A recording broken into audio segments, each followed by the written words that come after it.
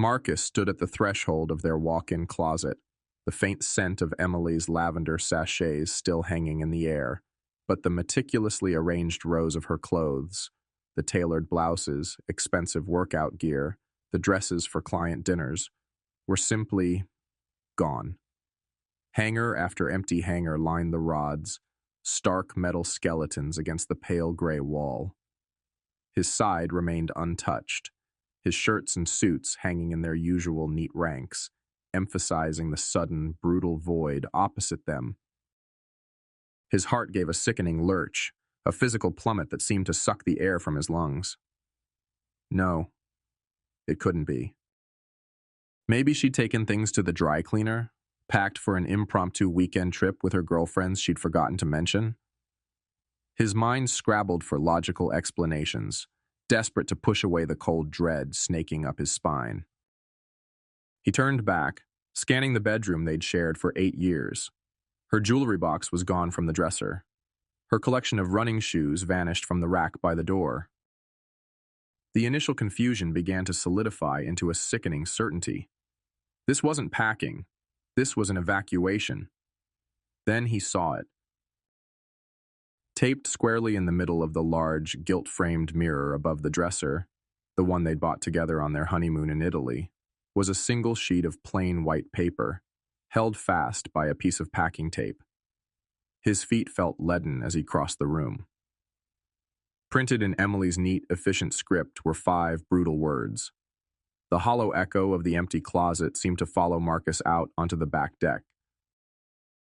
He stood there, gripping the wooden railing, the smooth, sun-warmed cedar a stark contrast to the jagged ice forming in his veins. The note on the mirror, Emily's cruel, dismissive words, "I didn't sign up for this," burned behind his eyelids, superimposed over the mocking zero balance of their joint account. $45,000. Gone. 5 years of meticulous saving, of skipped vacations and frugal dinners, vanished with the tap of a screen. He wasn't sure how long he'd been standing there, breathing in the cloyingly sweet scent of the neighbor's honeysuckle, trying to reconcile the woman he thought he knew with the thief who had just gutted their shared life. The suburban quiet felt alien, oppressive. A lawnmower droned somewhere down the street. A bird chirped obliviously from the oak tree shading the yard, sounds of a normal Tuesday morning utterly incongruous with the wreckage inside his home, inside him. Then, a shuffling sound from next door drew his attention. Mike, his neighbor, a decent guy, mostly kept to himself, shared tools occasionally, approached the low chain-link fence separating their properties. He hesitated, fiddling with a loose slat on his side, his usual easygoing expression clouded with discomfort. "Marcus?" Mike's voice was lower than usual, tentative. He glanced back towards his own house, as if ensuring his wife wasn't within earshot, before leaning slightly over the fence. "Hey, everything okay over here?" Marcus turned slowly, feeling like his movements were wading through thick mud. He managed a non-committal grunt, unable to form words yet. The question hung in the air, heavy with unspoken knowledge. Mike shifted his weight, avoiding Marcus's eyes now, focusing instead on a dandelion pushing through a crack in the pavement. "Look, man, I don't want to pry." He paused, clearly wrestling with whether to continue. "But, well, I saw Emily leaving early this morning. Real early." He finally looked up, his gaze meeting Marcus's with a mixture of sympathy and awkwardness. He lowered his voice further, almost a whisper, leaning in conspiratorially. She wasn't alone. Saw her getting picked up. By that guy, the one from her gym. Muscular fella, drives that obnoxious red pickup." Each word struck Marcus like a precisely aimed blow. The gym guy. The kind, successful trainer she'd gushed about, the one implicitly used as a yardstick against which Marcus always fell short. It wasn't just abandonment. It wasn't just theft. It was cliché, sordid infidelity, played out under the noses of their neighbors. The confirmation landed with sickening finality, connecting the empty closet, the drained account, and the curt note into a single, coherent narrative of betrayal. He felt the deck sway beneath his feet, a wave of dizziness washing over him. The honeysuckle scent turned nauseating. He gripped the railing tighter, knuckles white, the wood grain biting into his palms. Mike's words confirmed the brutal truth Emily hadn't even bothered to veil. She hadn't just left him because she didn't sign up for this, likely referring to the looming shadow of medical uncertainty he hadn't yet had the chance to fully explain. She had left him for someone else, taking everything she could grab on the way out. Car was packed full, too, Mike added unnecessarily, his voice still hushed, as if imparting a state secret instead of delivering the final, crushing confirmation. Looked like she was moving out for good. Marcus couldn't respond. He could only stare blankly at the fence, the chain links blurring before his eyes. The casual cruelty of it all, the swiftness, the completeness, the utter lack of regard for their shared history, their vows, him. He felt a tremor start in his hands, a low hum of shock vibrating through his body. Mike, seeing his reaction, mumbled something about letting him know if he needed anything, and quickly retreated towards the sanctuary of his yard, leaving Marcus alone once more with the raw, gaping wound of Emily's departure, now infected with the certainty of her unfaithfulness. He swayed slightly, the world tilting on its axis. He stumbled back inside, the screen door slamming shut behind him with a startling bang that echoed the sudden violence churning within him. The bright, cheerful kitchen they'd renovated together, Emily choosing the trendy subway tiles, him painstakingly installing the custom cabinets, now felt like a mocking stage set. The silence pressed in, thick and suffocating, amplifying the frantic thrumming in his ears. Mike's words, confirming the infidelity, had cracked the foundation. Now, wandering numbly into their bedroom, seeking refuge perhaps, or maybe just the familiar scent of Emily that probably still lingered on the pillows, he saw it. Perched innocuously on the polished surface of the antique dresser, a piece his mother had lovingly refinished for them as a wedding gift, was their wedding photograph. It stood in its usual ornate silver frame, catching a stray sunbeam. For a fleeting, irrational second, seeing that image of happier times, him awkward in his rented tux, Emily radiant in white, their families flanking them on the steps of the old courthouse, offered a perverse flicker of normalcy amidst the chaos.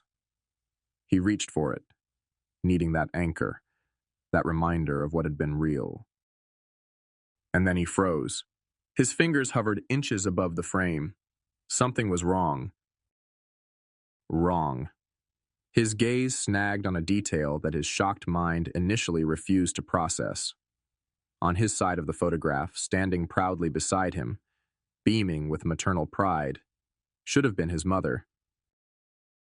Her kind eyes, her gentle smile, features etched into his memory, especially poignant since her passing 3 years prior after her brave battle with cancer. But her face wasn't there. In its place was a ragged, gaping hole. Emily hadn't just removed the photo from the frame. She had taken something sharp, scissors, maybe a knife. The crudeness of the cut spoke of frantic, vicious energy, and had deliberately, hatefully excised his mother's face from their wedding portrait. The tear wasn't clean. It jagged violently across the background, severing his mother's image from the group, leaving only the disembodied shoulder of her dress next to his younger self. He picked up the frame, his hand trembling now, not with shock, but with a rising tide of disbelief turning rapidly into something colder, harder. He traced the raw edge of the paper with a numb finger. This wasn't the act of someone merely leaving a relationship. This wasn't about money or another man. This was personal. This was desecration. This was an attack aimed not just at him, but at the memory of the person he cherished most, the woman who had raised him, the woman whose quiet strength he desperately tried to emulate. Why? Why do this? Was it a final, twisted act of spite? A symbolic severing not just from him, but from the family, the values, the life she now disdained? The cruelty of it was breathtaking, far exceeding the theft or the affair. It felt like a violation of something sacred. The initial wave of grief and betrayal receded, replaced by a surge of glacial rage. It wasn't hot and explosive, but cold, sharp, and utterly focused. The image of his mother's mutilated portrait burned itself onto his retinas. Emily hadn't just walked out. She had spat on everything he held dear on her way out the door. He carefully placed the frame back on the dresser, the silver cool beneath his fingertips. The numbness was gone, replaced by a chilling clarity. The pain was still there, a deep, throbbing ache, but it was now overlaid, tempered, by an unshakable resolve. This was no longer just about a broken heart or stolen savings. This was about defending his mother's memory. This was about answering an act of profound disrespect with calculated consequences. I will not let this pass, the thought formed, not in words, but as a solid, immutable conviction settling deep in his core. He straightened his shoulders, the tremor in his hands ceasing. The rules of engagement had just fundamentally changed. Emily had escalated this beyond betrayal into something far uglier. And Marcus, standing amidst the wreckage of his life, felt the last vestiges of weakness burn away, leaving behind only cold, steely purpose. He would fight back, not just for himself, but for his mother. The image of his mother's defiled portrait swam before Marcus's eyes, the raw edges of the tear seeming to slice through his memories, forcing them into sharp, painful focus. His mind jumped back, unbidden, to about a month ago. That's when the shift had begun, subtle at first, like a change in atmospheric pressure before a storm. The catalyst, ironically, had been something seemingly positive: Emily joining that trendy new CrossFit gym downtown. She'd initially framed it as self-improvement, a way to de-stress from her demanding paralegal job. But the enthusiasm quickly morphed into something else, an almost obsessive energy that radiated off her when she returned home, smelling of intense exertion and carrying a gym bag that seemed permanently attached to her shoulder. Her previous easygoing nature evaporated, replaced by a brittle irritability. Minor things would set her off: the way he loaded the dishwasher, a message he forgot to pass on, the very fact of his quiet presence while she buzzed with restless energy. It was during this period that the comments about his work began. Marcus ran a successful freelance IT support business from home, troubleshooting complex network issues, recovering lost data, essentially being the digital lifeline for dozens of small businesses and individuals across the city. He was good at it, respected, and made a comfortable living. But suddenly, in Emily's eyes, it became insignificant. Back from saving the world one reboot at a time, she'd quipped one evening, glancing dismissively at his home office setup as she breezed past, flushed from her workout.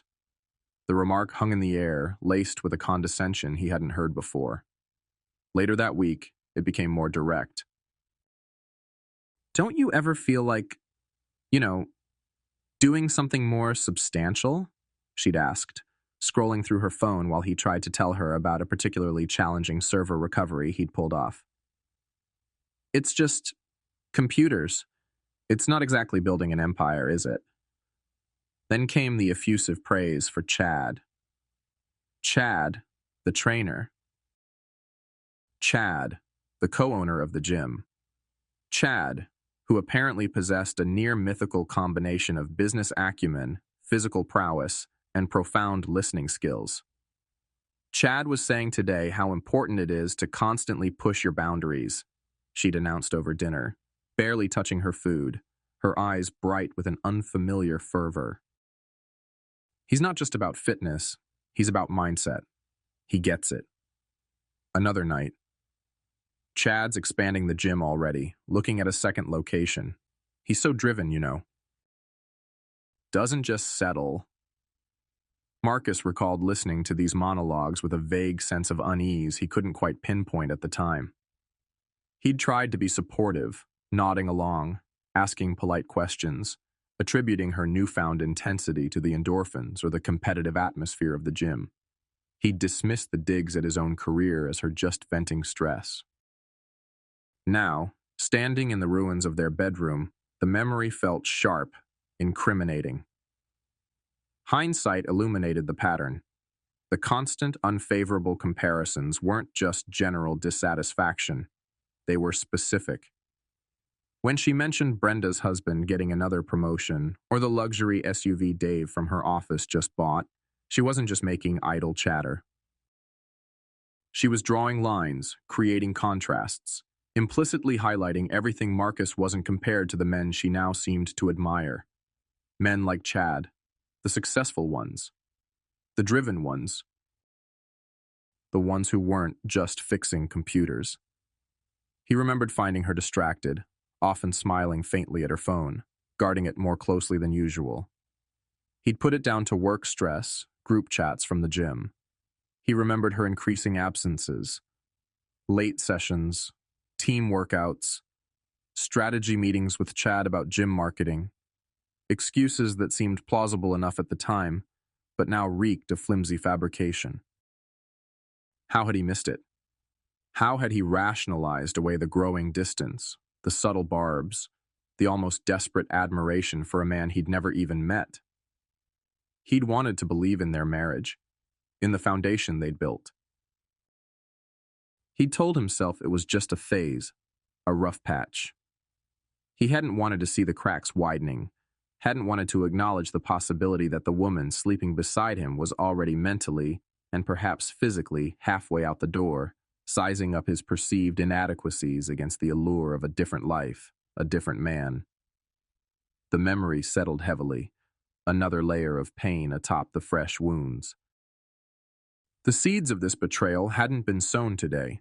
They'd been planted weeks ago, nurtured by her dissatisfaction and his willful blindness. The gym wasn't just a place she worked out.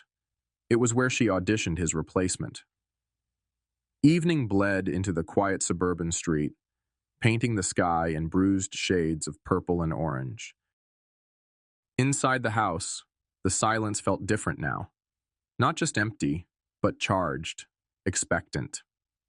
Marcus sat at the kitchen table, the desecrated wedding photo lying face down beside a nearly empty bottle of water. The initial shockwave had passed, leaving behind the unnerving calm of absolute certainty.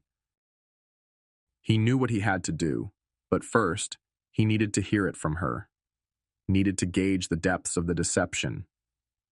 He picked up his phone, his thumb hovering over Emily's contact photo, a smiling selfie taken on a hike last summer, a lifetime ago.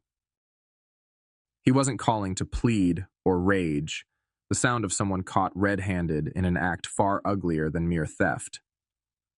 Marcus, I don't know what came over me. I was upset, angry. I wasn't thinking straight.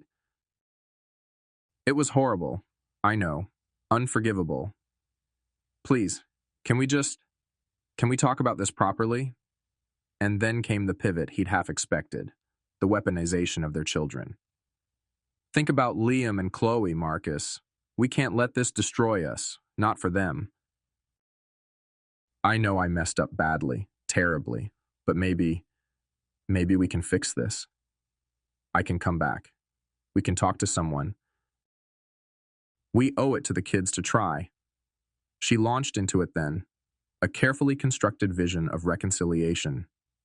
She'd return the money as soon as I sort out this temporary account. She'd come home.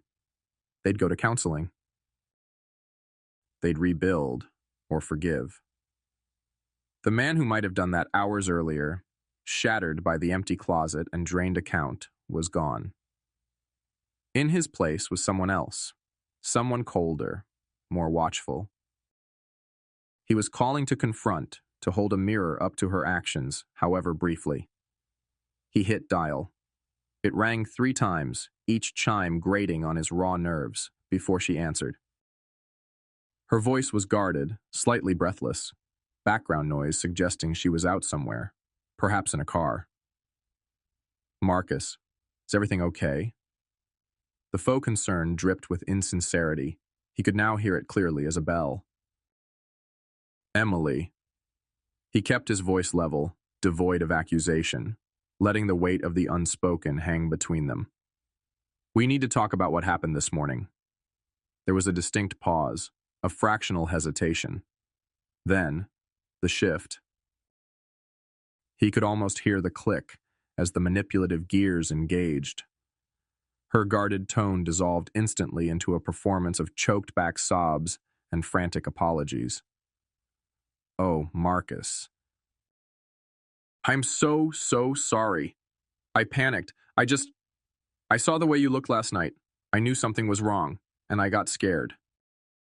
I acted terribly, unforgivably. I wasn't thinking. He listened, silent, letting her spin the narrative. No mention of Chad. No mention of the meticulous planning it must have taken to pack her bags, arrange a pickup, and drain their accounts. Just a spontaneous panic. I know what I did was awful, she rushed on, the feigned remorse escalating. Taking the money, leaving like that, it was horrible of me. But Marcus, please, you have to understand, I was terrified. We can fix this. I can fix this. I want to come back. We need to think about the kids, Marcus, our family.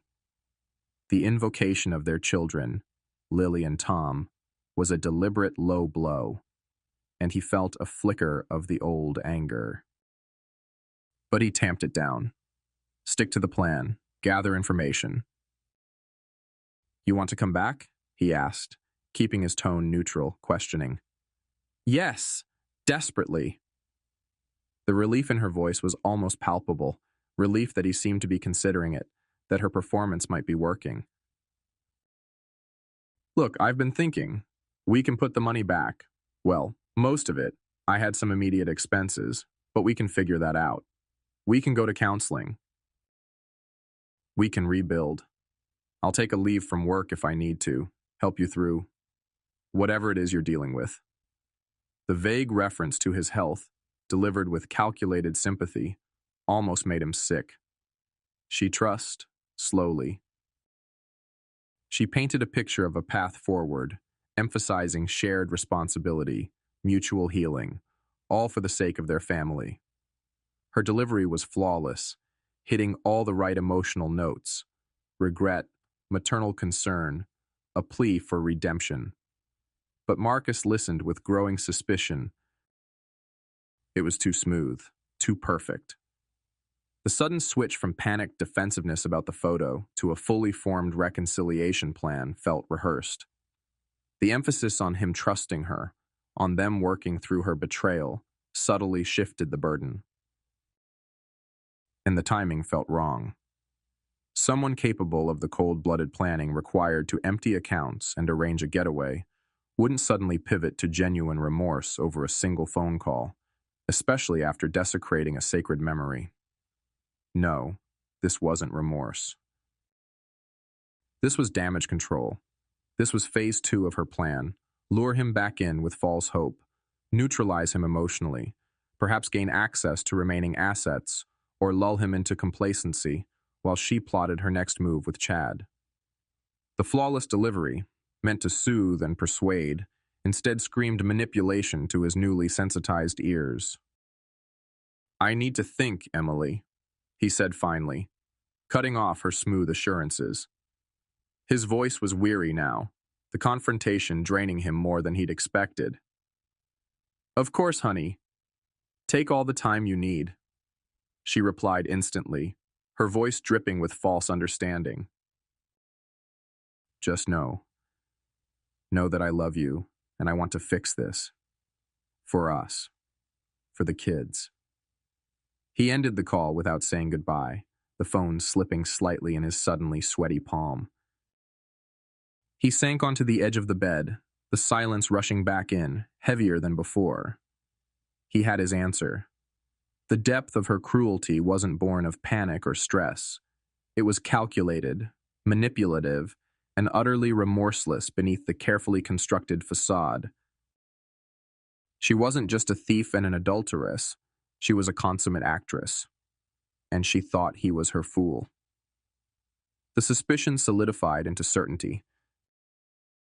This wasn't over. It was then launched into a remarkably detailed, smooth plan for their fresh start. Selling some assets they didn't need, he suspected she meant his assets. Consolidating finances under a simpler structure, likely meaning just beginning. The drive to Uncle Robert's downtown law office was a blur. Marcus navigated the familiar streets on autopilot, his mind a chaotic replay loop.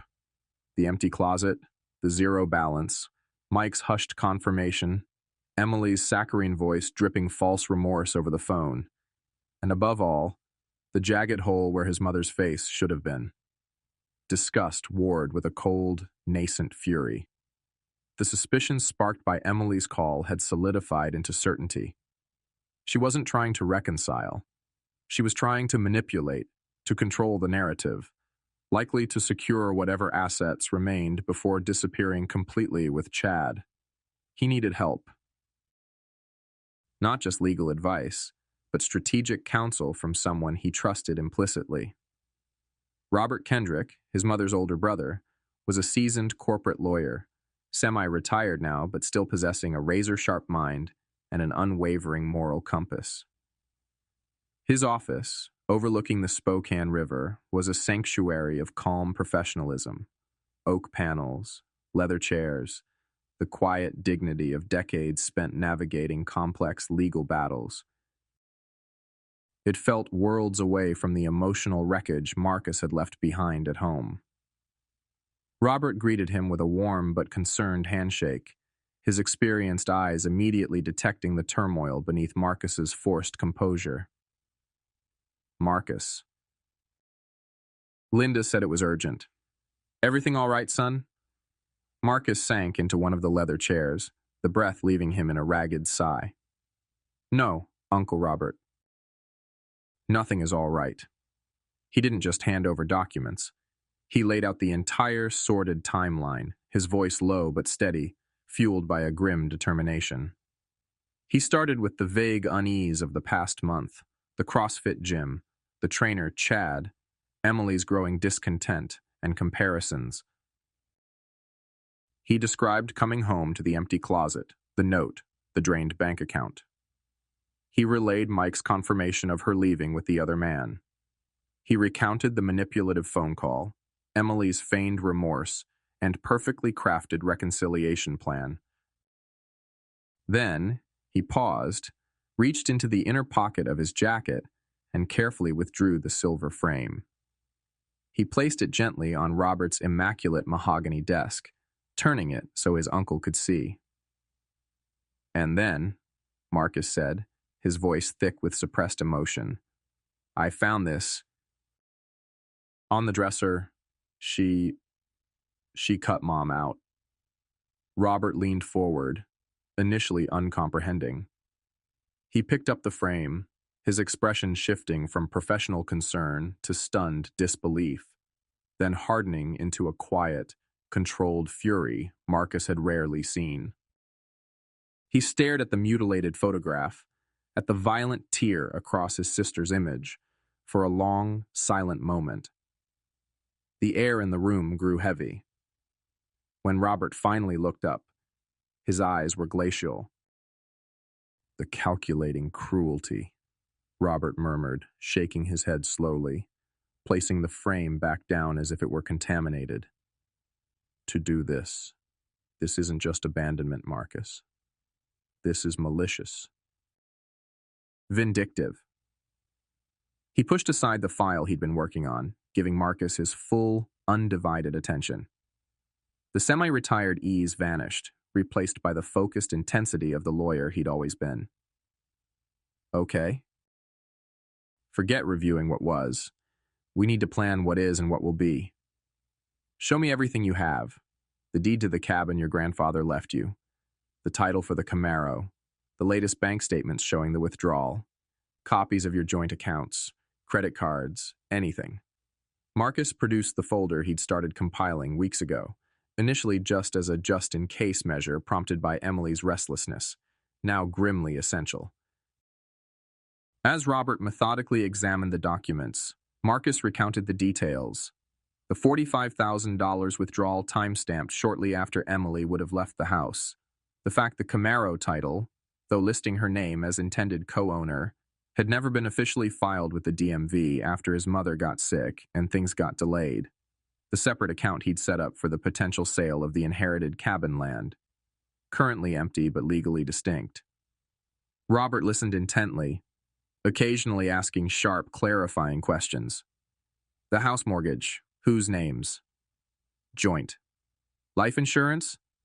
Through my work, she's the beneficiary. I need to change that immediately. Credit cards? Joint, mostly.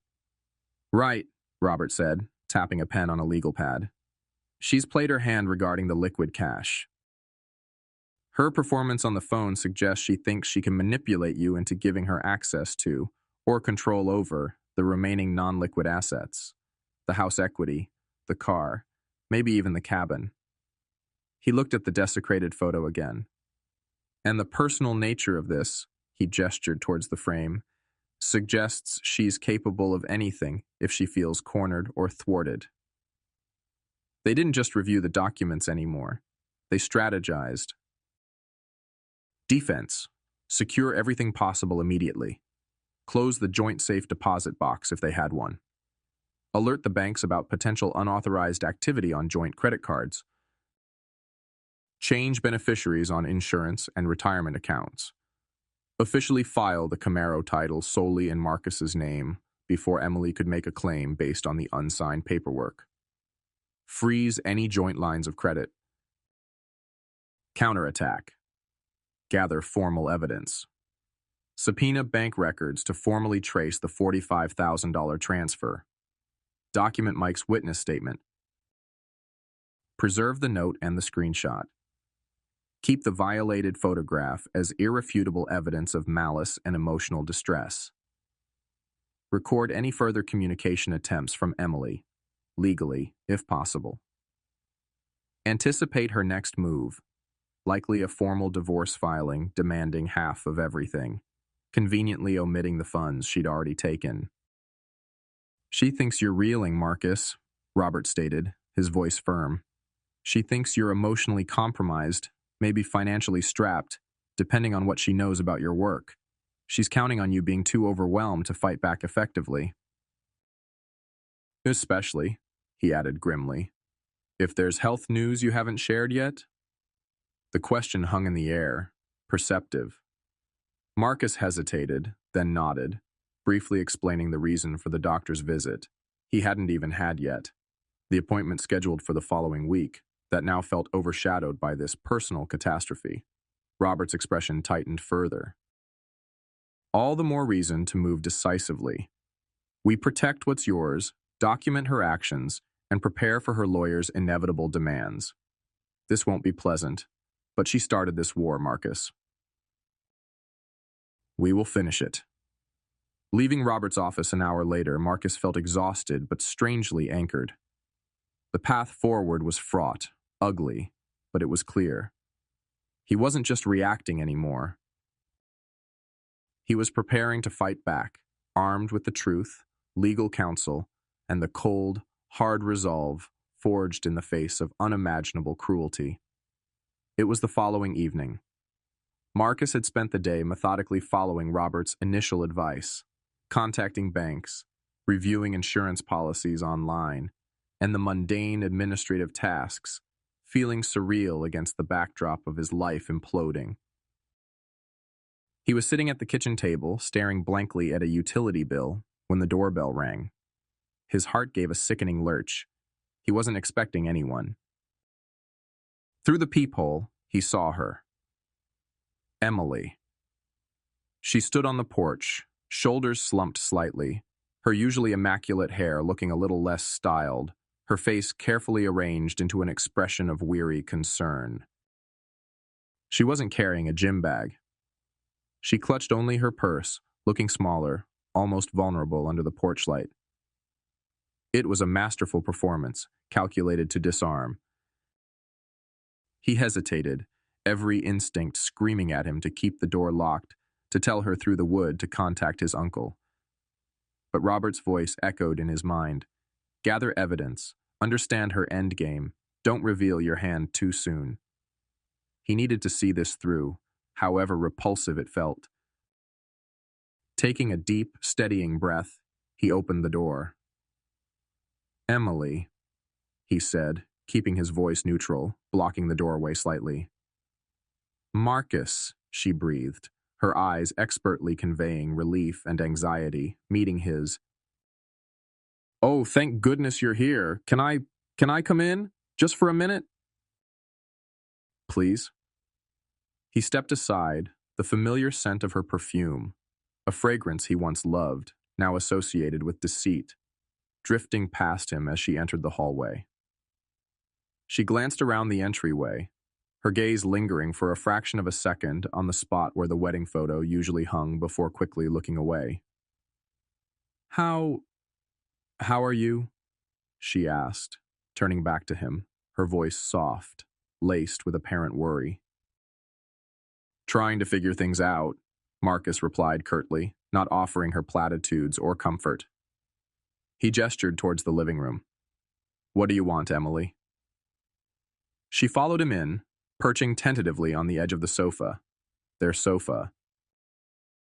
"I wanted to see you," she said, twisting the strap of her purse. "And the kids. Are they okay? I miss them terribly." The children?" The inevitable emotional leverage. "They're confused," Marcus said honestly. "They miss their mom." Emily's eyes welled up instantly, tears glistening but not quite falling. Another perfectly calibrated reaction. "I know. Oh God, I know. This is all my fault. I wasn't thinking about anything but my fear." She looked up at him, her expression pleading. "But Marcus, that's why I'm here. We need to be practical now, especially with whatever you're facing." She leaned forward slightly, shifting into problem-solving mode, the concerned partner stepping up. "I was thinking things are going to be tight. With doctor's appointments, treatments maybe, you shouldn't have to worry about money on top of everything else." Marcus remained silent, watchful. "Here it comes. Our house," she continued, her voice earnest.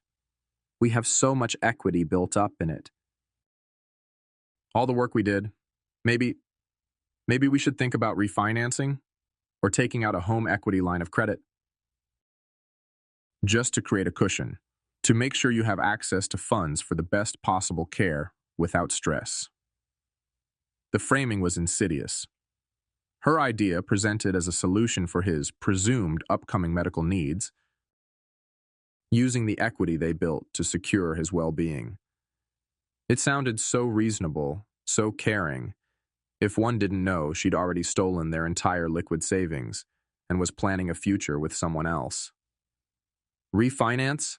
Marcus echoed, feigning thoughtful consideration. "Or just an authorization," Emily said quickly, sensing potential agreement.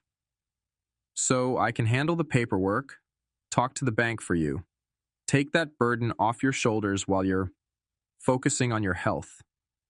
She reached into her large purse and pulled out a few folded documents. "I had my office draw something up. Just temporary, of course. Just a simple authorization form, permitting me to explore options with the mortgage company on our behalf. To handle things. So you don't have to." She held the papers out to him, her expression open, helpful. Marcus glanced at them without taking them. He could imagine the vague, sweeping language hidden within, granting her far more power than just exploring options. Power to encumber their primary asset, possibly funnel funds elsewhere under the guise of managing finances. He looked from the papers back to her face, searching for any flicker of truth behind the mask. There was none, only the carefully constructed facade of the concerned wife, desperate to help, desperate to make amends. The performance was chillingly effective. If he hadn't found the mutilated photo, if he hadn't felt the cold certainty born from her calculated cruelty, he might even have believed her. He might have signed. But the image of his mother's face, violated and torn, was seared into his mind. It was his shield against her manipulation. "I don't know, Emily," he said, forcing a hesitant tone. "That seems like a big step. Refinancing, signing papers." "It's just temporary authorization, Marcus," she insisted gently. "Just so I can gather information for us. I won't do anything without talking to you first, of course. It's just practical. To be prepared." She pushed the papers slightly closer. "For the kids' stability, too. We need to make sure they're secure, no matter what happens." He stood up, needing to create distance. "I need to think about it," he said, echoing his response from the previous night's call. "And I'll need to run it by Uncle Robert. He handles all our legal stuff, you know that." He saw a flicker of impatience, quickly masked, cross Emily's face at the mention of Robert. She likely knew her flimsy authorization wouldn't pass his scrutiny. "Of course," she said, withdrawing the papers slowly, folding them back into her purse. "Take your time, but don't take too long, okay? For your own sake. I just want to help." She stood up too, smoothing her skirt. "I should go. Let the kids know. Let them know Mommy loves them." She moved towards the door, pausing to look back at him one last time, her eyes wide with manufactured vulnerability. "We'll figure this out, Marcus. I promise." Then she was gone, leaving behind the lingering scent of her perfume and the heavy weight of her lies. Marcus locked the door behind her, leaning his forehead against the cool wood, taking slow, deep breaths. The encounter had left him feeling slimed, disgusted, but he'd done it. He hadn't signed. He hadn't revealed his hand, and he now had confirmation. Her target was the house. The game continued. The click of the deadbolt sliding home echoed in the sudden, profound silence left by Emily's departure. Marcus remained leaning against the door for a long moment, the cool wood a welcome anchor against the wave of nausea and revulsion that washed over him. Her perfume lingered faintly in the air, a cloying reminder of the calculated performance he had just witnessed. He pushed himself away from the door, his legs feeling unsteady. "Gather evidence," Robert had said. "Document everything." His mind replayed the conversation, Emily's carefully modulated tones, the faint tears, the insidious framing of her grab for the house equity as an act of spousal concern. If his state allowed for legal recording, depending on one-party consent laws, he reached discreetly for his phone, stopped the audio recording app he'd managed to activate before opening the door, and saved the file with a nondescript name, immediately backing it up to secure cloud storage. The digital proof of her manipulative pitch felt like a small, cold weight in his hand. If recording wasn't an option, or as a supplement, he moved with deliberate steps to the kitchen table, pushing aside the utility bill he'd been staring at earlier. He grabbed a notepad and pen, the same ones he used for client notes, and began writing, forcing his hand to remain steady despite the tremor threatening to return. He didn't just jot down keywords. He reconstructed the dialogue as precisely as possible. He paused, pen hovering over the paper, recalling the smooth delivery, the practiced sincerity. The performance had been almost flawless. He could see how someone blindsided, someone overwhelmed by fear or grief, might have succumbed. Might have seen her offer as a lifeline, a sign that maybe, just maybe, things could be salvaged. Might have signed those papers in a desperate bid for normalcy or support. But the torn photograph acted as his inoculation against her poison. Every pleading look, every choked sob, every promise of help was filtered through the lens of that jagged hole where his mother's face should be. It revealed the actress, exposed the manipulation. He saw the puppet master pulling the strings, trying to maneuver him exactly where she wanted him. He added another note. The underlying goal is clearly to gain control, access to house equity, before full financial legal situation becomes clear. Urgency is likely driven by the need to secure assets before potential medical costs impact marital property division, or before I get legal counsel. As he capped the pen, his phone buzzed on the table beside the notepad. He glanced at the screen, an incoming text message notification. He didn't recognize the number, but a cold knot formed in his stomach. He picked it up, his thumb hovering over the alert. It wasn't to him. It was a forwarded message, sent accidentally, perhaps in haste, or maybe deliberately by someone with a conscience. No, it looked like a screenshot forwarded by Sarah, his sister. The message within the screenshot, however, was clearly from Emily to an unsaved number, likely Chad. He's hesitating house papers. Mentioned his damn lawyer uncle. But I think he's close. Said he needs to think. The concerned wife played. House money coming soon. Keep our Seattle Apt Fund safe. Marcus stared at the text within the screenshot. House money coming soon. Keep our Seattle Apt Fund safe. There it was. Cold, hard confirmation of her entire deceitful performance. Her true motives laid bare in casual, callous digital shorthand. She thought she had him. She was already planning how to spend the proceeds from the asset she was trying to wrench from him under pretenses. He saved the screenshot Sarah had somehow obtained, adding it mentally to the growing file of evidence against Emily. The disgust intensified, but so did the clarity. Robert was right. She thought he was reeling, vulnerable, and easily manipulated.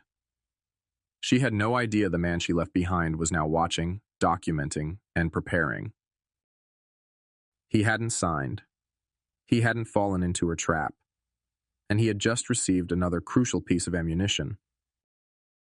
The fragile calm Marcus had managed to impose on himself shattered the next afternoon with the sound of tires screeching slightly on the driveway, followed by a car door slamming with unnecessary force. He looked up from the pile of insurance documents spread across the kitchen table just as the front door burst open. Sarah, his younger sister, stood framed in the doorway, her face a mask of thunderous fury. She wasn't carrying condolences or a casserole. She was brandishing a crumpled piece of official-looking mail like a weapon. "Marcus, what the hell is this?" she demanded, storming into the kitchen, her voice tight with anger.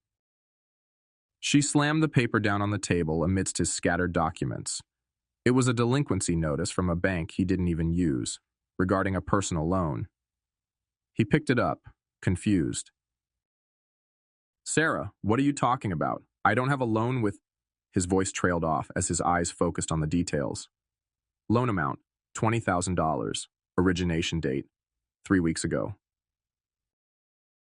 And there, at the bottom, was a signature purporting to be his.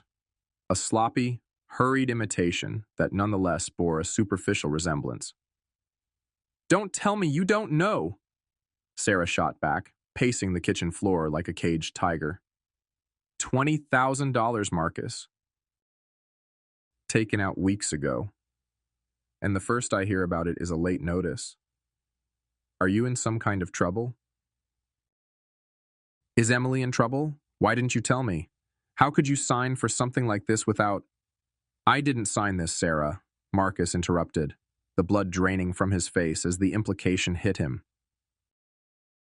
3 weeks ago, while Emily was ramping up her complaints, praising Chad, acting distant. While he was worried about his health, scheduling doctor's appointments, she hadn't just been planning to leave, she'd been actively defrauding him before she even walked out the door. This was premeditated, calculated financial abuse layered on top of everything else. "That's not my signature," he repeated, holding the paper out, his hand shaking slightly now with fresh outrage. "Look at it. It's close, but it's not mine." Sarah snatched the notice back, scrutinizing the signature, her anger momentarily warring with confusion. "Then who do you think, Sarah?" Marcus asked, the exhaustion and bitterness finally cracking through his voice. "The same person who cleaned out our joint account yesterday morning while I was trying to figure out how to tell her I might have cancer. The same person who packed her bags and left with the guy from her gym without a word." He quickly, concisely laid out the events of the previous day. The empty closet, the note, the $45,000 gone. He explained Emily's manipulative phone call the night before, her feigned remorse. Sarah listened, her initial fury slowly morphing into stunned disbelief. She sank onto a kitchen chair, the fight draining out of her. She took all the money. And left? Just like that? It was hard for her to reconcile the sister-in-law she knew, sometimes aloof, sometimes materialistic, but seemingly normal, with the calculating thief Marcus was describing. But forging your signature, Marcus. Taking out a loan? Why would she? Marcus knew words weren't enough. The sheer, almost cartoonish villainy of it all was hard to grasp secondhand. He stood up, walked numbly back towards the bedroom, and returned a moment later holding the silver frame. He didn't say anything. He simply placed it on the table in front of Sarah, facing her. He watched her eyes track from his face down to the photograph. He saw the flicker of confusion as she took in the familiar wedding scene, then the sharp intake of breath as her gaze zeroed in on the violent absence where their mother's face should have been. She reached out a trembling hand, her finger hovering over the jagged tear, her face paling. What is this?" she whispered, looking up at him, her eyes wide with horror and dawning understanding. "That," Marcus said, his voice low and gravelly, "is what Emily did before she left." The transformation in Sarah was instantaneous and absolute. The disbelief vanished, replaced by a wave of revulsion so profound it seemed to physically shake her. Any lingering doubt about Emily's character, any thought that perhaps Marcus was exaggerating or mistaken, evaporated in the face of such a deeply personal, vicious act. She stared at the desecrated image of their mother, then back at Marcus, her expression now a mixture of fierce, protective loyalty and shared grief. The silence stretched, thick with the weight of the violation. Finally, she pushed the loan notice away as if it were contaminated. "That bitch," she breathed, the word filled with quiet venom. Her anger hadn't disappeared. It had simply found its correct target. She stood up, moved around the table, and put a hand firmly on Marcus's shoulder. "Okay," she said, her voice regaining its strength, now fueled by righteous fury. "Okay, Marcus. What do we do now?" Sarah stared at the violated photograph, her knuckles white where she gripped the edge of the kitchen table. The initial shock had passed, replaced by a low, simmering fury that tightened her features. "This wasn't just leaving, Marcus," she repeated, her voice barely a whisper, but vibrating with intensity. This is monstrous. To do that to Mom, after everything she went through?" Her gaze flicked up to meet his, filled now not with confusion, but with a shared understanding of the profound malice behind Emily's act. The calculated cruelty of it settled between them, a poisonous fog. "I knew she could be selfish," Sarah continued, shaking her head slowly, talking almost to herself as she processed the enormity of it. "I knew her parents spoiled her, that she sometimes looked down on us. But this is a level of psychopathy I didn't think she was capable of. She pushed the photo away gently, as if touching it further might contaminate her. Then, her expression sharpened, remembering something else. Wait, the phone call you mentioned. Last night?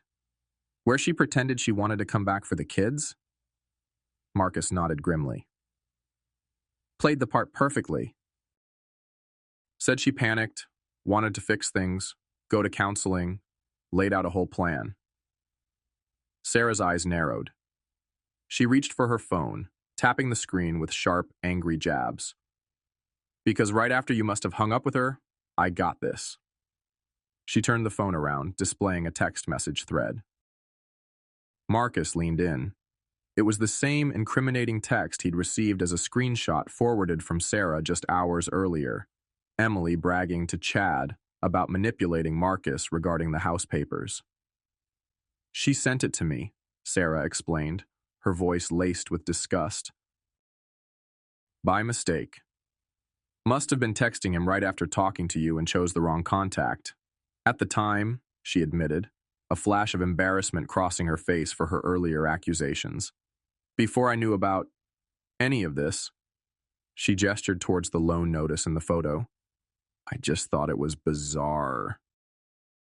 Maybe some weird financial maneuvering you were both involved in. That's partly why I stormed over here about the loan notice. I thought you were hiding things with her. Marcus read the text again, seeing it now through Sarah's eyes, understanding the accidental catalyst for her initial, misdirected fury. He's hesitating, house papers. Mentioned his damn lawyer uncle, but I think he's close. The concerned wife played. House money coming soon. Keep our Seattle Apt funds safe. Sarah watched his face. Seeing that, she pointed towards the desecrated photo with a trembling finger, and then, remembering this text, her voice hardened again. It all clicks. The loan forgery occurred weeks ago to get cash out. The sob story on the phone last night wasn't remorse, it was an act. A performance designed to lull you into a false sense of security, so she could get her hands on the house equity too. She staged the entire reconciliation attempt. The full picture of Emily's calculated betrayal, stretching back weeks and culminating in layers of manipulation and personal violation, settled upon them both. Sarah stood up abruptly, pacing the small kitchen space again, but this time her energy wasn't frantic anger. It was focused, righteous indignation. No, she said firmly, stopping and looking directly at Marcus. Not. We are not letting her get away with this. Not the money she stole, not the loan she forged, and damn sure not after what she did to Mom's picture. Her protective instincts surged, fierce and unwavering. She thinks she can just waltz off with her trainer and leave you holding the bag, sick and broke? She thinks she can desecrate Mom's memory and face no consequences? She slammed her hand lightly on the table. Not happening. We expose her, Marcus. We gather every single piece of proof, the texts, the bank records, the loan, Mike's statement, that picture, and we bury her with it. Legally. Whatever it takes. I'm with you, 100%.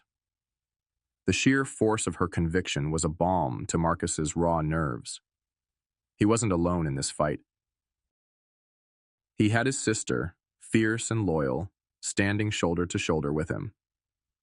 Okay, Marcus said, the word carrying more weight than it had before.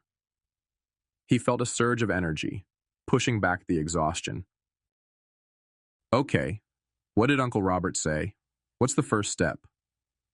Sarah pulled her chair back to the table, her earlier fury now channeled into sharp focus. Right, let's make a list. Everything Robert said. Everything we need to do. Starting now. The shared grief and shock coalesced into a unified front, a quiet declaration of war against the woman who had so brutally betrayed them both. The following morning dawned gray and overcast, mirroring the somber mood inside Marcus's house. But the despair that had threatened to paralyze him was gone, replaced by the focused energy born of righteous anger and Sarah's unwavering support.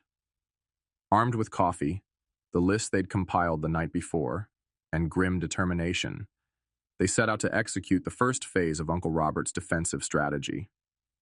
Their first stop was the downtown branch of the bank that held their primary joint accounts and, crucially, the safe deposit box they'd opened years ago.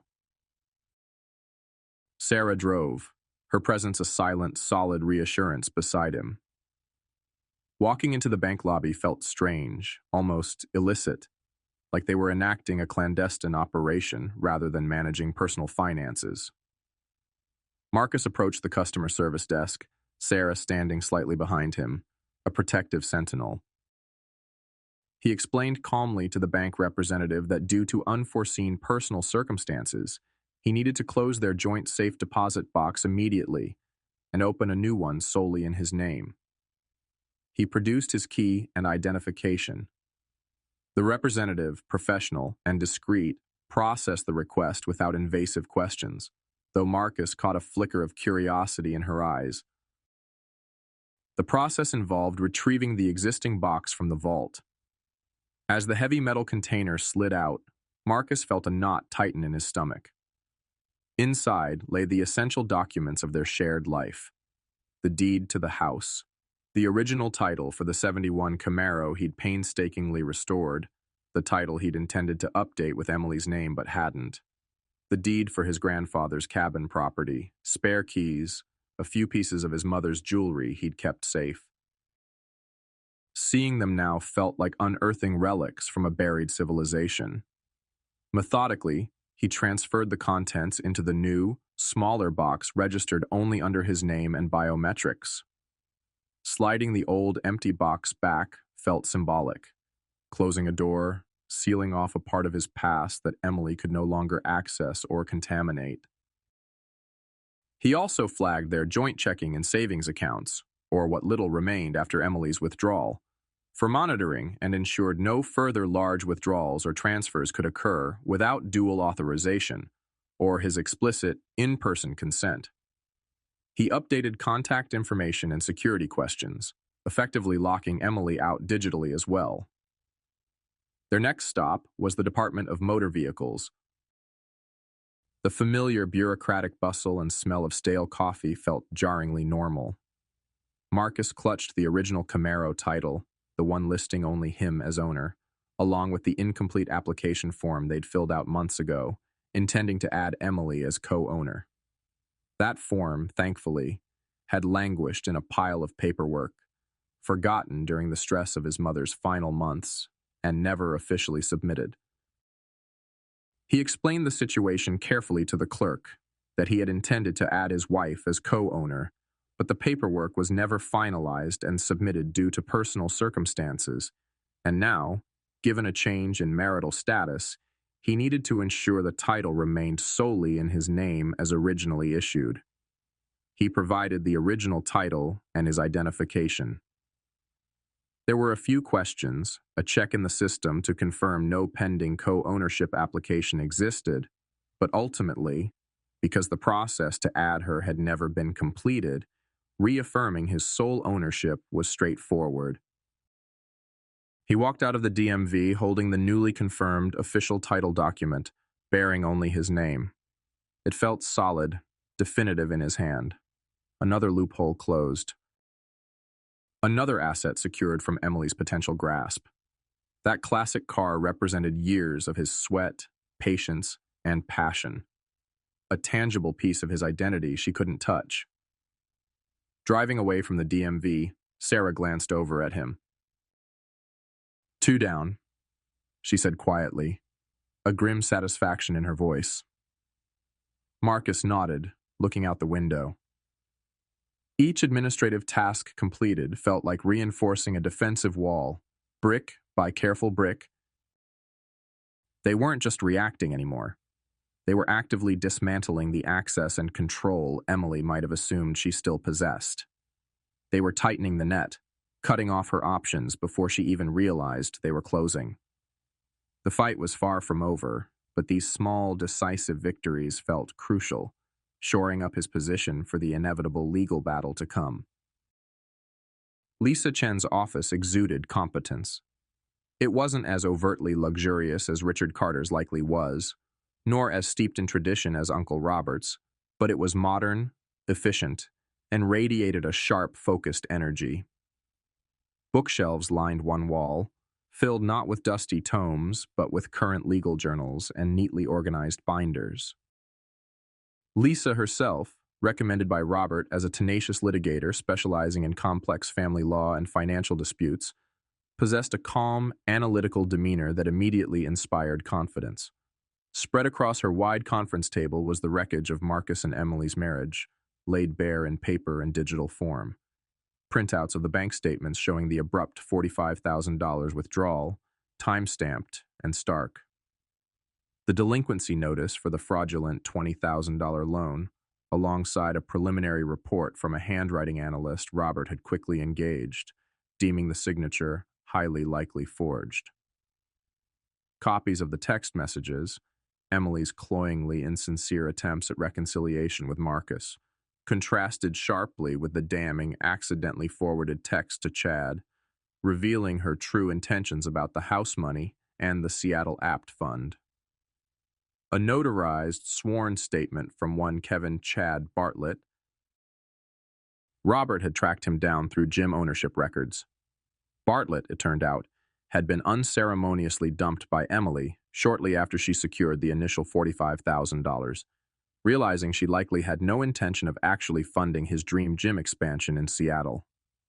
Feeling used and wanting to distance himself from potential legal fallout, especially concerning marital assets, he'd been surprisingly willing to provide a statement detailing Emily's plans to leave Marcus, secure funds, and her callous disregard for Marcus's situation once she learned he might be facing health issues. And finally, carefully placed in a protective plastic sleeve, the mutilated wedding photograph. Marcus sat beside Robert, Sarah on his other side. He felt a strange detachment looking at the evidence compiled so clinically. Each document represented a betrayal, a calculated act of cruelty. Seeing them together, however, created a narrative that was irrefutable, chilling in its clarity. Lisa Chen methodically reviewed each piece, her expression neutral, but her eyes sharp. She asked clarifying questions, confirming dates, times, and contexts. The timing of the $45,000 withdrawal, she noted, tapping the bank statement. Immediately following her departure and coinciding with Mr. Sterling's attempt to discuss his health concerns, strongly supports financial abandonment during a marital crisis. Especially corroborated by Mr. Bartlett's statement regarding her knowledge and intentions. She moved to the loan documents. The forgery is blatant. Coupled with the timing, weeks before the split, it demonstrates premeditation to defraud. This moves beyond simple marital dissipation into potential criminal territory. She paused at the text messages. Her communications paint a clear picture of manipulation. Feigning remorse to Mr. Sterling while simultaneously plotting with Mr. Bartlett about the house money, exceptionally poor judgment on her part, legally speaking. Very damning. Then, she gently slid the plastic sleeve containing the photograph towards the center of the table. She looked directly at Marcus, her professional demeanor softening slightly with empathy. And this is extraordinary. In family law, we often deal with emotional distress, but an act of deliberate desecration like this, targeting not just you but the memory of your mother, it demonstrates a level of malice that is, frankly, shocking. It speaks directly to intent and character in a way few other pieces of evidence could. It's powerful leverage, not just legally, but morally. She leaned back, clasping her hands. Gentlemen, Sarah, she addressed them all, based on what you've provided, this isn't just a strong case. It's airtight. We have clear evidence of financial abandonment, forgery, intent to defraud through misrepresentation, dissipation of marital assets, and a profound basis for intentional infliction of emotional distress. So, what's the strategy? Robert asked, though he likely knew the answer. We don't nibble around the edges, Lisa stated firmly. We don't start with a lowball offer and negotiate up. We go in hard and fast. We file immediately or present our full case in mediation, laying out all of this evidence up front. We demonstrate that we are fully prepared for trial and fully prepared to cooperate with any criminal investigation into the forgery. We demand full restitution of all misappropriated funds, the $45,000 plus the $20,000 loan, forfeiture of her claims to all remaining assets based on her conduct, and coverage of all legal fees. You think they'll fight it? Sarah asked, leaning forward, her earlier protective fury now channeled into focused anticipation. Lisa considered for a moment. Her father's presence suggests they initially intended to, she acknowledged, referring to the mediation meeting they were preparing for. He wouldn't get involved unless the stakes were high or he thought he could manage the situation. However, she tapped the pile of evidence.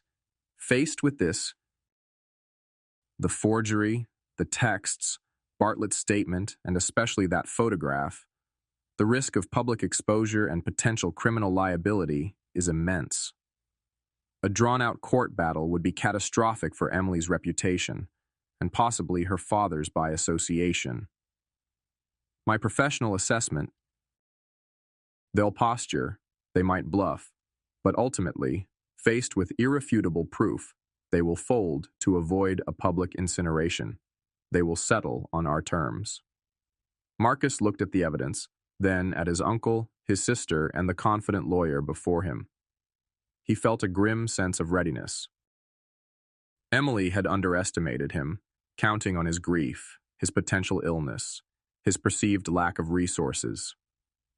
She hadn't counted on the truth, meticulously compiled and ready to be deployed. She hadn't counted on the cold, hard resolve forged by the desecration of his mother's memory. They weren't just defending, they were armed. The mediation room felt sterile and unnervingly quiet, designed for neutrality but currently crackling with unspoken tension. Marcus sat flanked by Lisa Chen and Uncle Robert, a united, composed front.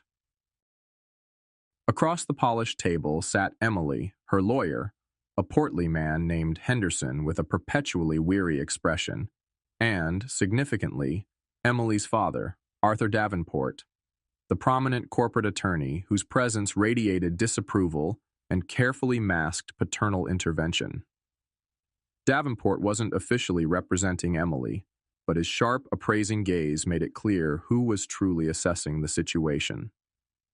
Emily avoided Marcus's gaze, focusing instead on arranging a water bottle precisely in front of her. She looked pale beneath her makeup, the confident veneer from their last encounter replaced by brittle anxiety. Henderson cleared his throat, beginning the proceedings with a standard conciliatory opening about seeking an amicable resolution. Lisa Chen allowed him to finish, her expression patient but firm. Then, it was her turn. She didn't raise her voice. She didn't need to. Her words were precise, measured, and utterly devastating. Mr. Henderson, Mr. Davenport, Emily, Lisa began, her gaze sweeping across them. Let's dispense with the pleasantries. This is not a standard divorce based on irreconcilable differences. This is a case predicated on calculated abandonment, financial malfeasance, fraud, and profound personal cruelty. We are here today as a final courtesy before filing our petition, which includes claims for damages and a referral for criminal investigation regarding the forged loan. A flicker of alarm crossed Henderson's face. Davenport's expression remained impassive, but his eyes narrowed fractionally. Emily flinched. Lisa continued, systematically presenting the evidence they had laid out on their side of the table, referencing documents without needing to shuffle through them extensively. Exhibit A, Bank records confirming Emily's unilateral withdrawal of $45,000 from the joint account, time-stamped within hours of her departure from the marital home, coinciding with Marcus facing a potential serious health diagnosis that Emily was aware needed investigation. She paused, letting the weight of abandonment during medical crisis settle. Exhibit B, the subsequent emergence of a $20,000 personal loan, originated 3 weeks before the abandonment, bearing Marcus's purported signature. She slid a copy of the loan document next to a sample of Marcus's actual signature. Our forensic handwriting expert has preliminarily concluded this is a clear forgery, a felony. Davenport shifted slightly in his seat. Henderson looked distinctly uncomfortable. Exhibit C, Lisa continued, her voice unwavering. Text message communications obtained by Marcus. First, Emily's messages to Marcus, feigning remorse and proposing reconciliation, explicitly mentioning accessing house equity under the guise of helping with his medical costs. She then slid across the printout of the text Emily had accidentally sent to Sarah. And second, this message, sent moments after that phone call, to her lover, Chad, real name Kevin Mitchell, stating, and I quote, "Play the concerned wife worked. House money coming soon. Keep our Seattle Apt Fund safe." Demonstrating intent to deceive and divert marital assets. Emily visibly shrank in her seat. Her father shot her a sharp, questioning glance. Exhibit D. A sworn, notarized statement from Mr. Kevin Mitchell, Lisa went on, adding the document to the pile. Confirming the extramarital affair, confirming Emily's stated intention to leave Marcus and secure significant funds for a fresh start in Seattle with him, corroborating the timeline. Henderson started to speak, likely to object, but Lisa held up a hand, her gaze locking onto Emily, then shifting deliberately to Arthur Davenport. And finally, Exhibit E. She reached down and carefully placed the framed, mutilated wedding photograph in the center of the table, facing them. The silence that followed was absolute, broken only by Emily's sharp, choked gasp. "This," Lisa stated, her voice lower now but losing none of its steel, "is perhaps the most egregious demonstration of malice. The deliberate desecration of Marcus's deceased mother's image, ripped from their wedding portrait just before Emily left the home. A calculated act of cruelty designed to inflict maximum emotional distress upon a spouse facing immense personal challenges. This act alone speaks volumes about the character and intent we are dealing with." Arthur Davenport stared at the photograph, his lawyerly composure finally cracking. A dark flush crept up his neck. He looked at his daughter, his expression a mixture of disbelief and fury. Emily refused to meet anyone's gaze, staring down at the table, tears now streaming unchecked down her face. Tears that looked remarkably genuine this time, perhaps tears of fear and humiliation. Henderson cleared his throat again, attempting damage control. "Ms. Chen, while these allegations are serious, my client maintains." "Mr. Henderson," Lisa cut him off coldly, "your client committed forgery. That is a felony. Your client systematically drained marital assets while planning to abscond with another man. Your client inflicted extreme emotional distress through an act of unbelievable personal vindictiveness. There is nothing to maintain here except the undeniable facts, all of which we have documented and are prepared to present in court, along with pursuing all available criminal referrals." She paused, letting the threat hang heavy. "However, Mr. Sterling is primarily focused on recovery and moving forward, provided full restitution is made immediately." She slid a single sheet of paper across the table, their settlement terms unchanged from their initial demand. Full return of the $45,000 plus the $20,000 from the forged loan. Emily waives all claims to the house, Camaro, cabin property, and retirement accounts. Emily assumes all legal fees, both sides. In return, Marcus agrees not to pursue criminal charges or further civil damages. Henderson picked up the paper, scanned it, and looked helplessly at Arthur Davenport. The elder lawyer stared at the settlement sheet, then at his weeping daughter, then back at the mutilated photograph still sitting on the table. The fight visibly drained out of him. This wasn't a negotiation anymore. It was a surrender to avoid a catastrophic public and legal implosion. He met Lisa Chen's steady gaze. "Give us a moment," he said, his voice tight. He gestured curtly for Emily and Henderson to follow him out of the room. Marcus, Robert, and Sarah waited in silence. 5 minutes later, the door opened. Arthur Davenport walked back in alone, his face grim. Henderson and a distraught Emily remained outside. "My daughter," Davenport began, his voice strained but controlled, "has agreed to your terms. The full amount, $65,000, will be transferred within 72 hours. All claims waived. She will sign whatever is necessary. We expect the divorce to be finalized expeditiously and quietly, with no further action taken." Lisa Chen nodded crisply. "Agreed. We will draft the final settlement agreement immediately." The climax hadn't been a shouting match or a dramatic breakdown, beyond Emily's quiet tears. It had been a swift, brutal dismantling of lies through cold, hard evidence, culminating in the quiet, inevitable concession of defeat. True to Arthur Davenport's word, exactly 72 hours after the tense mediation, a notification pinged on Marcus's phone. A wire transfer. He checked his bank app, his breath catching slightly despite himself. There it was, a deposit for $65,000 BIOS. The full amount, the $45,000 Emily had drained from their savings, plus the $20,000 from the fraudulent loan she'd forged his name on.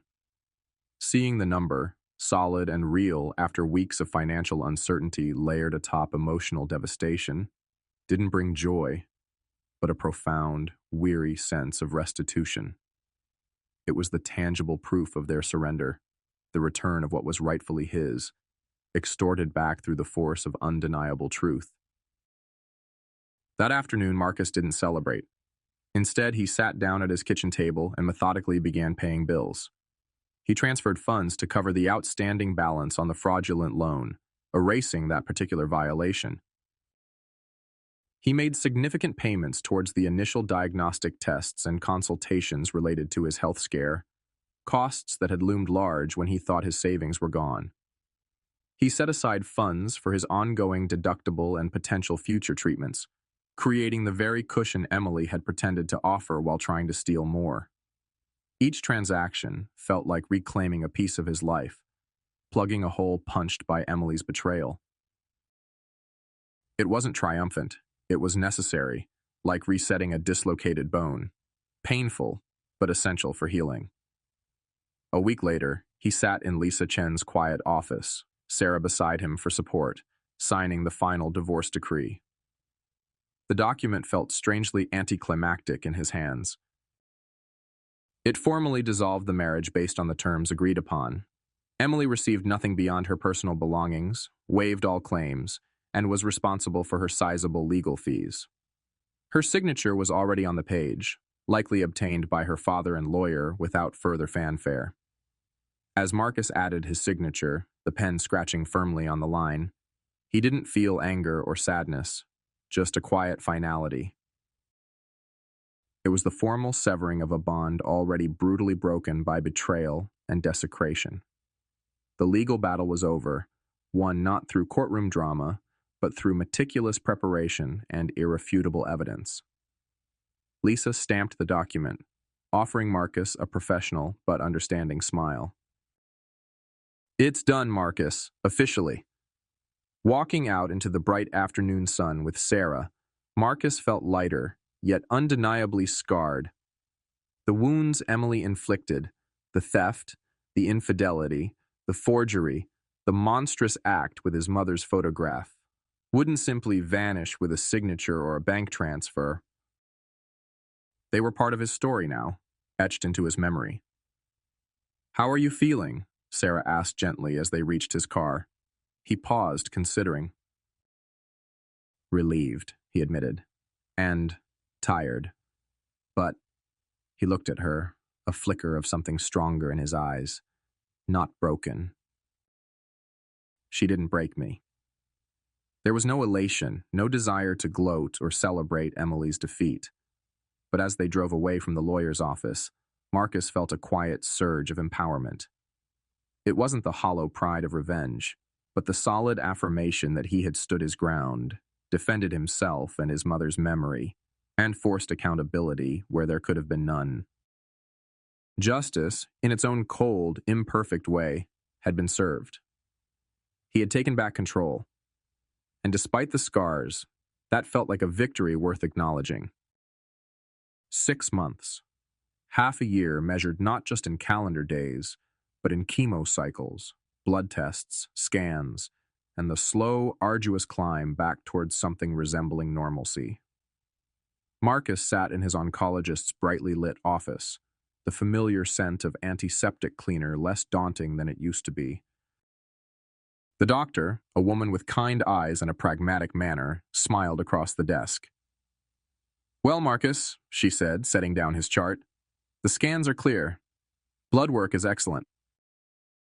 As far as we can tell right now, you are in complete remission." The words hung in the air, simple, profound. Complete remission. Not cured, not invincible. He knew lymphoma could be a lurking shadow, but for now, the active battle was won. The physical invader had been vanquished. He let out a breath he didn't realize he'd been holding, a wave of pure, unadulterated relief washing over him, so potent it almost felt like exhaustion. "So, what now?" he asked, his voice slightly thick. "Now?" the doctor grinned. "Now you go live your life, regular checkups, of course. Monitoring. But the goal was remission, and you've achieved it. Go build something new." And build something new, he did.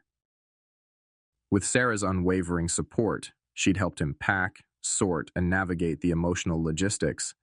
He sold the house in Spokane, the place that held both cherished memories and the indelible stain of betrayal. He didn't need its ghosts anymore. He relocated to Boulder, Colorado, drawn by the mountains and the promise of a truly fresh start. The crisp air felt clean, invigorating. He accepted a position not fixing computers, but leveraging his problem-solving skills and knack for understanding client needs in a new arena. Marketing director for a growing tech startup. The work was challenging, engaging, and felt miles away from the life Emily had belittled. He found a small apartment with a view of the Flatirons, began hiking on weekends, and slowly started reconnecting with the parts of himself he'd lost, not just to the illness, but to the toxic final months of his marriage. He rarely thought about Emily anymore. The legal settlement had provided a clean break, and the physical distance helped. The mutilated photograph remained packed away, a scar acknowledged, but not constantly examined. He focused on his health, his work, rebuilding connections with friends, and strengthening his bond with Sarah, who called regularly and visited when she could. Then, one crisp autumn evening, as he sat on his small balcony watching the sunset paint the mountains pink and gold, his phone buzzed with a text from an unknown number. He almost ignored it, but curiosity won out. "Marcus, it's Emily. I heard, through the grapevine, that you're in remission. I'm glad, really. I know you probably won't believe this, and I don't deserve for you to, but I think about everything often. What I did, it was a terrible mistake. I was scared and selfish and cruel. I'm sorry, Logan, for everything." He read the message twice. There was no request, no demand, just the belated, perhaps self-serving, apology. He thought about the empty closet, the drained account, the forged loan, and the calculated manipulation. He thought about the jagged tear across his mother's face. Sorry, didn't cover it. Sorry didn't even begin to touch the edges of the devastation she had wrought. He could have ignored it. He could have unleashed the residual anger. Instead, he felt a surprising sense of detachment, of finality. She was a ghost from a life that no longer belonged to him. He typed back 4 simple words. I survived. Take care. He hit send. Then, without hesitation, he blocked the number. He didn't need her apologies or her attempts at closure. He had found his own. He put the phone away, picked up the mug of tea beside him, and looked out at the mountains, now silhouetted against the twilight sky. He had survived the cancer. He had survived the betrayal. He had survived the fight. The scars remained, inside and out, but they were proof of resilience, not defeat. He had rebuilt. He was building something new, and for the first time in a very long time, the future looked bright, vast, and entirely his own.